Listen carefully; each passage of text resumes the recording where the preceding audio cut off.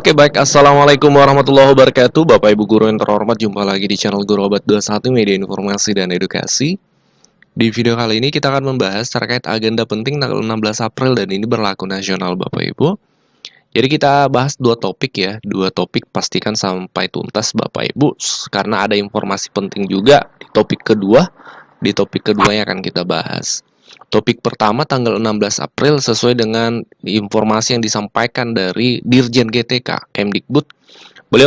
Kemdikbud menyampaikan, sahabat GTK, tidak terasa akan tiba penghujung Ramadan. Mungkin ada beberapa dari sahabat GTK yang sudah merencanakan untuk merayakan Idul Fitri di kampung halaman. Yuk disimak infografis berikut terkait dengan libur Lebaran 2024. Jadi libur panjang itu Bapak Ibu ya untuk mulai tanggal 6 April. Itu libur akhir pekan sampai Ahad ya, sampai Minggu libur akhir pekan. Tanggal 8 9 itu cuti bersama. Cuti bersama, 10 11 itu lebarannya, 12 itu cuti bersama, sampai 15 masih cuti bersama. Jadi nanti masuk kembali sekolah ya, guru mengajar tanggal 16 April Bapak Ibu. Nah, ini sesuai dengan kalender SKB Menteri ya, SKB Menteri. Jadi cuti bersama itu sampai tanggal 15 April 2024. Tanggal 16 sudah mulai hari pertama masuk sekolah seperti itu. Nah, topik yang kedua ada komentar untuk di kolom komentar ya. Minta supaya dibahas tentang jenis-jenis cuti untuk guru. Karena yang banyak dipahami guru itu hanya cuti melahirkan saja ya. Padahal ada beberapa cuti yang sebenarnya perlu untuk diketahui guru karena kadang guru ada keperluan mendesak. Nah, di sini di situs resmi Yogyakarta bkn.go.id. Jadi ini salah satu situs resmi dari BKN ya. Karena belakangnya .go.id domainnya, maka itu menambahkan milik government atau pemerintah. Jadi ini resmi. Nah, untuk cuti di sini sebutkan aturan cuti PNS, ini jenis dan cara pengajuannya. Mungkin Bapak Ibu banyak yang belum memahami ini atau mungkin ada yang belum memahami, pastikan disimak sampai tuntas Bapak Ibu. Jenis-jenis cuti yang pertama itu cuti tahunannya. Ini yang tadi ada sejak peraturan pemerintah nomor 17 2020 itu ditetapkan oleh Pak Presiden ya, Pak Presiden Jokowi. Nah, disebutkan jenis cuti yang pertama atau cuti tahunan ini berjumlah 12 hari kerja. Jadi cuti tahunan itu 12 hari kerja. Setiap tahun Bapak Ibu ada hak 12 hari kerja, Bapak Ibu bisa ajukan untuk cuti tahunan. Bisa juga tidak ya, bisa juga tidak. Jadi ini opsional tergantung Bapak Ibu. Pengajuannya harus dilakukan secara terstruktur kepada pejabat yang berwenang memberi cuti di lingkungan kerja PNS tersebut. Nah, ini cuti tahunan. Nah, cuti sakit, kalau ini kan sudah lama. Bila PNS jatuh sakit dan tidak memungkinkan untuk melakukan pekerjaan, yang bersangkutan berhak atas cuti sakit. Aturan cuti PNS yang sakit diberikan 1 atau 2 hari kerja. PNS yang mengambil cuti sakit harus memberitahukan kepada atasannya dan melampirkan surat keterangan dokter. Apabila sakit lebih dari 2 hari sampai dengan 14 hari, seorang PNS berhak atas cuti sakit dengan mengajukan secara terstruktur kepada pejabat berwenang memberi cuti di lingkungan kerja Bapak Ibu. Jadi kalau sakitnya 1 atau 2 hari itu pemberitahuan saja ke atasan. Kalau lebih dari 2 hari maka itu bisa cuti sakit 14 hari Bapak Ibu, 14 hari. Nah, kalau lebih dari 14 hari itu ada regulasinya tersendiri Bapak Ibu, ini sudah pernah kami bahas juga. Kalau misalnya sakitnya cukup parah ya sehingga cukup lama, itu ada regulasinya tersendiri. Kami tidak detail sampai ke situ. Bapak Ibu bisa cek di video-video kami sebelumnya. Kemudian ada yang ketiga, cuti bersama. Nah, ini sudah sering ya, jadi salah satu jenis cuti PNS yang pasti sudah tidak asing lagi, yaitu cuti bersama. Kemudian ada istilah cuti besar. Nah, ini dipahami juga bahwa cuti besar ini diberikan kepada mereka yang telah mengabdikan dirinya sekurang-kurangnya 6 tahun secara terus-menerus. Jadi, cuti besar ini bisa diambil kalau minimal pengabdian itu 6 tahun. Ya. Durasi cuti besar yang boleh diambil itu adalah 3 bulan.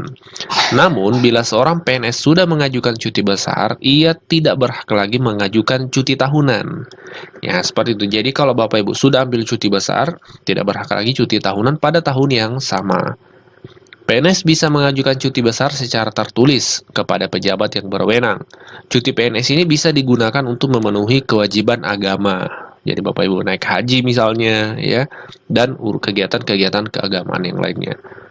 Pengajuan cuti besar bisa ditangguhkan paling lama 2 tahun apabila ada kepentingan dinas yang mendesak.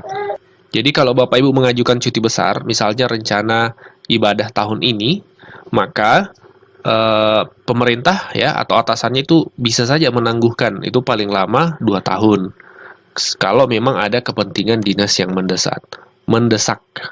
Kemudian cuti melahirkan, ya ini cuti melahirkan ya sudah umum juga ya. Untuk persalinan anak pertama, kedua, dan ketiga, PNS wanita berhak atas cuti melahirkan. Namun untuk persalinan anak keempat dan seterusnya, diberikan cuti di luar tanggungan negara.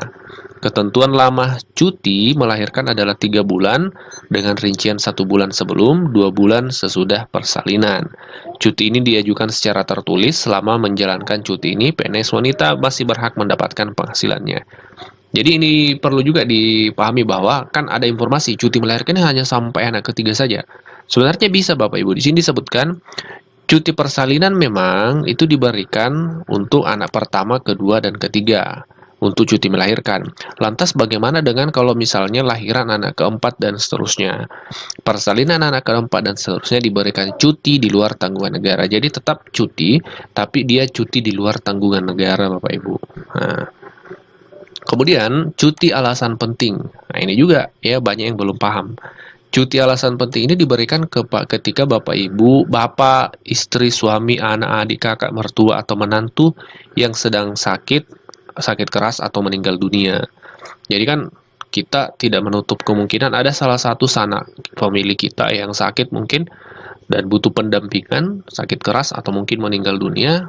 Tentu kita tidak bisa masuk misalnya menjalankan rutinitas kalau guru mengajar. Nah, Bapak Ibu bisa cuti karena alasan penting. Ini ada regulasinya. Cuti ini juga bisa diajukan bila PNS ingin melangsungkan pernikahan, ya jomblo-jomblo yang mau merit. Nah, ini bisa cuti karena alasan penting. Atau alasan penting lainnya seperti mendampingi istri yang melahirkan bagi PNS pria. Nah, jatah cuti PNS jenis alasan penting adalah maksimal 2 bulan. Nah, jadi cuti karena alasan penting ini bisa Bapak Ibu maksimal 2 bulan. Nah, kalau mau menikah, mendampingi keluarga yang sakit, atau misalnya tadi disebutkan mendampingi istri yang melahirkan, bisa cuti alasan penting. 7. Cuti di luar tanggungan negara. Jenis cuti PNS ini diberikan kepada PNS yang telah bekerja sekurang-kurangnya 5 tahun secara terus-menerus karena alasan-alasan pribadi yang penting dan mendesak dapat diberikan cuti di luar tanggungan negara. Cuti di luar tanggungan negara dapat diberikan paling lama 3 tahun. Jangka waktu cuti di luar tanggungan negara dapat diperpanjang paling lama 1 tahun apabila ada alasan penting untuk memperpanjang. Selama menjalankan cuti di luar tanggungan negara, PNS tidak berhak menerima penghasilan dari negara. Kemudian juga tidak diperhitungkan sebagai masa kerja PNS. PNS yang tidak melaporkan diri kepada instansi induknya setelah habis masa menjalankan cuti di luar tanggungan negara diberhentikan dengan hormat sebagai PNS. Nah, ini 7 jenis cuti Bapak Ibu. Nah, cara pengajuannya nanti Bapak Ibu bisa lebih mendalami di peraturan BKN nomor 7 2021. Ini yang terbaru ya. Nanti Bapak Ibu cari saja di Google, download untuk regulasinya. Kalau Bapak Ibu butuh salah satu dari 7 jenis cuti tersebut Bapak Ibu. Seperti itu. Atau bisa konsultasi langsung ke pihak BKD. Ya, di video kali ini kami cukup bahas cuti tahunan dan 7 jenis cuti lainnya Bapak Ibu.